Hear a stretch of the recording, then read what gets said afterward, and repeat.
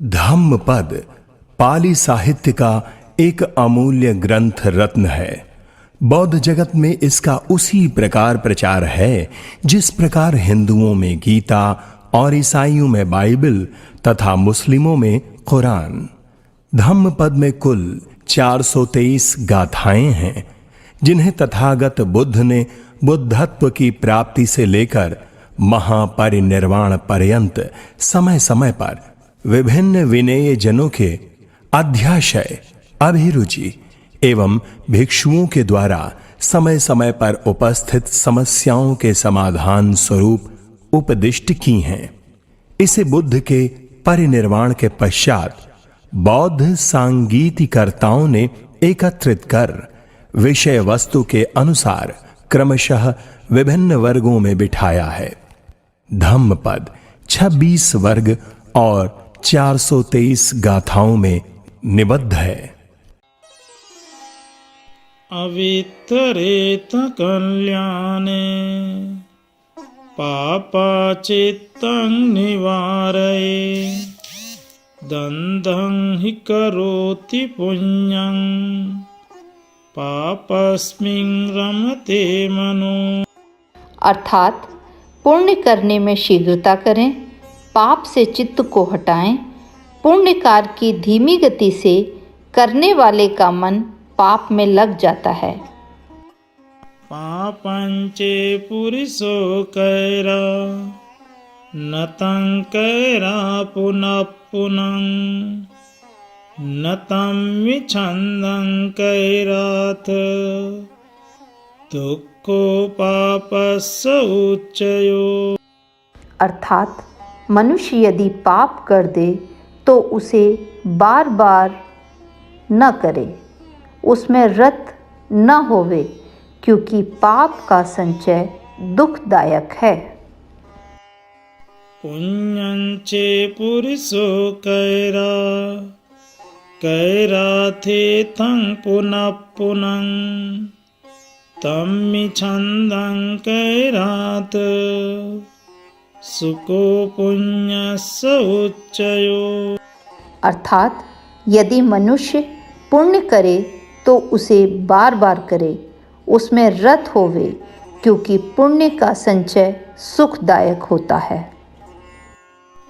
पापोऽपि पश्यति भद्रं याव पापं न पच्यति यदा च पच्यति पापं अथ पापो पापानि पश्यति। अर्थात जब तक पाप का फल नहीं मिलता तब तक पापी भी पाप को अच्छा समझता है, किंतु जब पाप का फल मिलता है तब उसे पाप दिखाई पड़ने लगता है।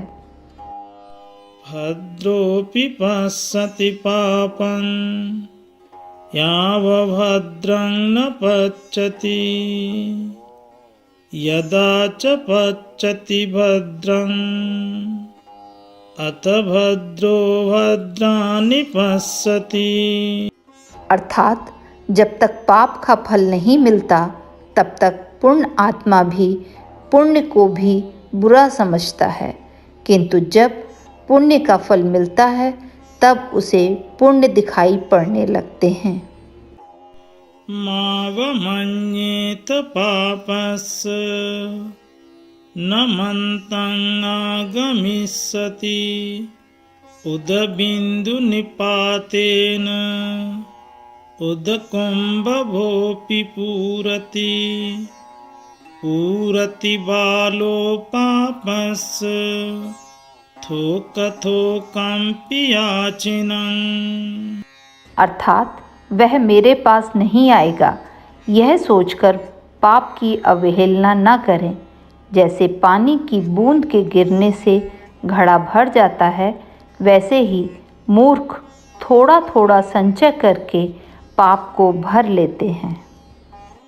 मावमन्येत पुण्यस्य न मन्तं आगमिष्यति उदबिन्दु निपातेन उदकुम्भोऽपि पूरति पूरति धीरो पुण्यस्य थोकथोकम्पि याचिनं।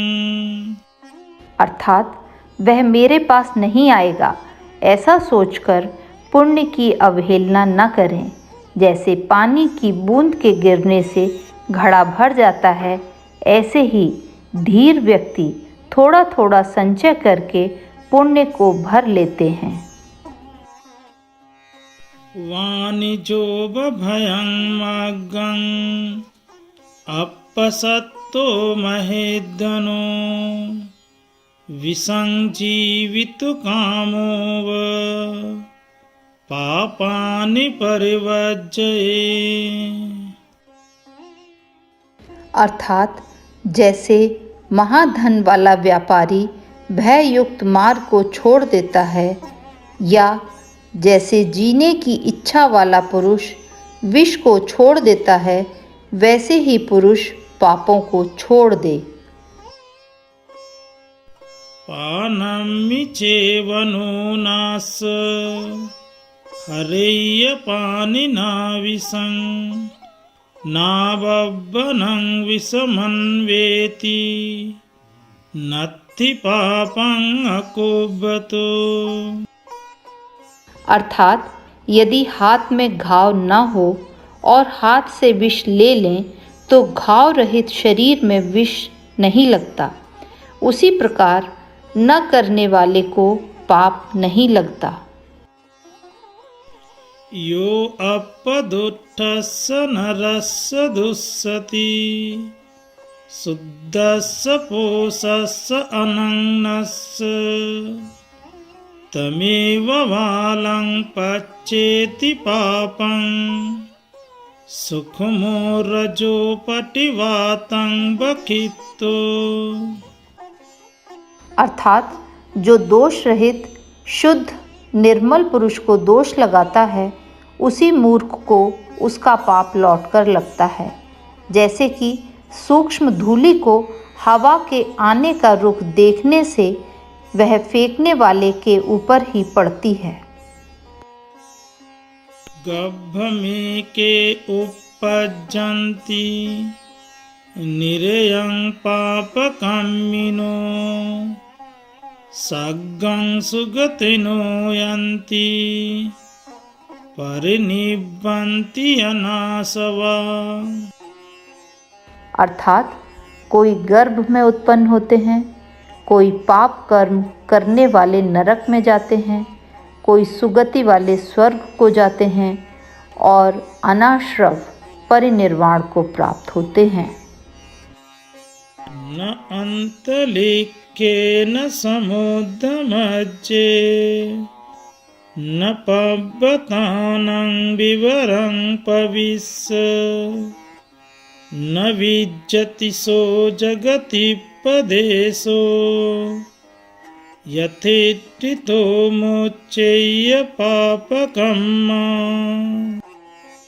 अर्थात न आकाश में, न समुद्र के मध्य में, न पर्वतों की कंदराओं में प्रवेश कर संसार में कोई स्थान नहीं है जहाँ रहकर पाप कर्मों के फल से प्राण बच सकें। न अन्तलिख्येन समुद्रमध्ये न पव्यतानं विवरं पविस्य न विज्जति सो जगति पदेशो यथेष्टितं न पश्येयमच्युत।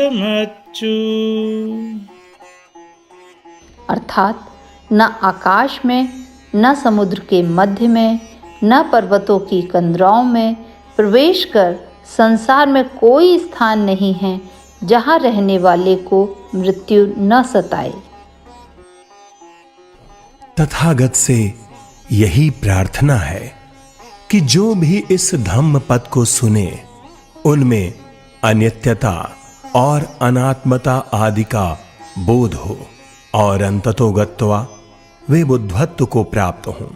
ये संसार ये आर्य जनों से सदा भरा रहे तथा आध्यात्म सद्बुद्धि को प्राप्त करे। संसार सुखमय एवं शांतिमय हो, यही मंगल कामना है। साधु साधु साधु।